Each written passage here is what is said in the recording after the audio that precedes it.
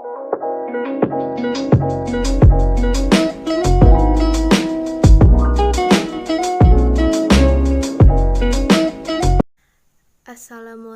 warahmatullahi wabarakatuh.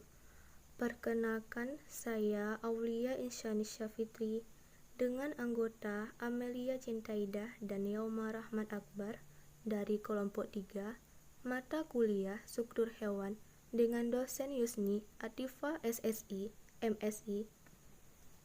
Pada kelompok 3 akan membahas tentang materi sistem integumen. Apa itu sistem integumen? Sistem integumen merupakan suatu sistem organ yang bertugas sebagai reseptor yang dapat membedakan, melindungi, dan menginformasikan suatu kecenderungan perbedaan pada bagian terluar dari tubuh hewan yang kemudian dikirimkan kepada otak hewan, sehingga dapat melakukan tindakan yang tepat untuk menanggapi rangsangan tersebut. A. Sistem integumen pada ikan dan derivatnya. Sistem integumen pada ikan merupakan bagian tubuh terluar dari ikan Pisces yang berhubungan erat dengan lingkungan luar dari tempat hidup ikan tersebut. Sistem integumen dari ikan sebenarnya adalah derivat-derivat yang menyusun bagian luar dari tubuh ikan. 1. Epidermal atau kelenjar. Kulit ikan akan menghasilkan lendir yang dipengaruhi oleh kegiatan sel kelenjar mucin, sebuah zat glicoprotein yang apabila bersentuhan dengan air akan menghasilkan lendir dan menyebabkan jaringan epidermis ikan selalu basah. Lendir tersebut akan diproduksi lebih banyak apabila ikan memerlukannya dalam beberapa kondisi seperti pada saat ikan berusaha melepaskan diri dari ancaman atau saat ikan berusaha untuk menyelinap di antara bebatuan karang. Fungsi dari kelenjar lendir ini adalah dapat mengurangi gesekan antara kulit ikan dengan air, sehingga ikan mampu berenang dengan lebih cepat. Selain itu, kelenjar lendir ini juga mampu mencegah dan menutup luka pada kulit ikan, mencegah masuk dan keluarnya air melalui kulit, dan berperan dalam proses osmoregulasi. 1. Dermal atau sisi. Sisi merupakan lapisan yang menyerupai lempeng atau piring dan berbentuk helaian yang terdapat di bagian terluar dari tubuh ikan, tepatnya di bagian epidermis kulit, yang dimana sisi ini juga merupakan bagian dari sistem integumen pada tubuh ikan. Terdapat berbagai macam jenis dari dermal atau sisi. Berikut adalah jenis-jenisnya. Yang pertama, sisi plakoid. Sisi plakoid ini memiliki bentuk seperti bunga mawar dengan dasar yang membulat atau berbentuk bujur sangkar. Sisi jenis ini berbentuk atas jaringan dermal dentin yang di dalamnya terdapat rongga seperti pulpa. Jenis ikan yang biasanya memiliki sisi plakoid adalah jenis ikan bertulang rawan atau chondrichthyes. Yang kedua, sistem ganoid.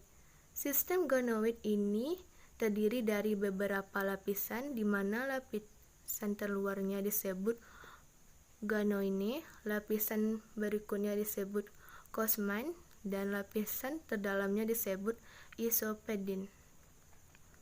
Jenis ikan yang memiliki sisi berjenis ganoid ini diantaranya Accipincteridae, Polypterus, Polyodonidae, dan Lepisodonidae. Yang ketiga, sisik cotonoid dan sisik coloid. Sisik tersebut memiliki kedua jenis sisi ini memiliki ciri yang hampir sama, hampir tidak dapat dibedakan. Yang dapat kita perhatikan untuk membedakannya antara kedua jenis sisi ini adalah terdapatnya sejumlah duri-duri halus pada sisi jenis elektronoid yang disebut channel. B. Sistem integumen pada tetrapoda dan derivatnya. Sistem integumen pada jenis hewan tetrapoda memiliki berbagai macam bentuk, ada yang berupa sisik yang biasanya terdapat pada jenis reptilia. Kemudian ada yang berbentuk taji atau bulu, berbentuk tajuk, dan sebagainya. 1. Sisik pada reptil. Pada reptil sebagian besar jenisnya memiliki lapisan terluar tubuh yang diselimuti oleh sisik. Sisik-sisik tersebut dapat berukuran sangat halus, seperti misalnya yang terdapat pada kulit cicak, tetapi ada juga reptil yang memiliki ukuran sisik cukup besar atau kasar, seperti misalnya yang terdapat pada tempurung kura-kura. Umumnya sisik pada reptil memiliki bentuk yang cenderung datar memudar, sikloid yang membungkul-bungkul, granular, dan juga berbentuk seperti gigir yang memanjang berlunas. 2. Bulu atau taji pada burung. Yang pertama, plumai.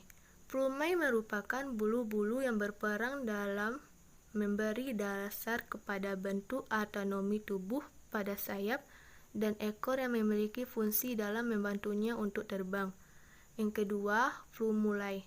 Plumulae adalah jenis bulu ini memiliki tekstur yang lunak dan memiliki ukuran yang sangat halus. Biasanya bulu ini dimanfaatkan oleh burung dan jenis unggas lainnya untuk menggerami telur. Yang ketiga, Filoplumae. Filoplumae merupakan bulu utama yang dimiliki oleh burung dan unggas lainnya. Jenis bulu ini ditemukan di hampir seluruh bagian tubuh. 3. Rambut. Rambut merupakan reseptor yang dapat ditemui pada hewan mamalia. Rambut tersebut dapat tumbuh secara berlapis sehingga dapat terjadi gradiasi warna yang berbeda pada rambut di tubuh mamalia. Hanya jenis mamalia air dan juga jenis heterocep halus yang tidak memiliki rambut di tubuhnya. Sementara hampir semua jenis mamalia lain memiliki rambut yang dapat menutup seluruh bagian tubuh atau beberapa bagian saja. 4. Tanduk. Tanduk merupakan bagian tubuh dari hewan yang tumbuh di bagian kepala.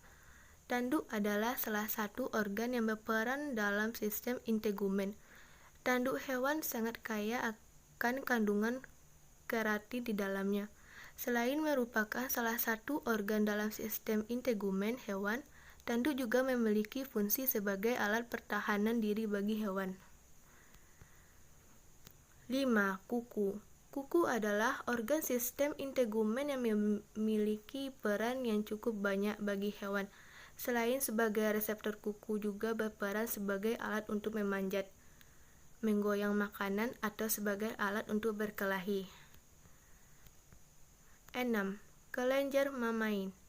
Kelenjar mammae merupakan kelenjar yang berperan dalam memproduksi susu hewan. Produksi kelenjar susu biasanya dimulai saat hewan mamalia mulai mengandung.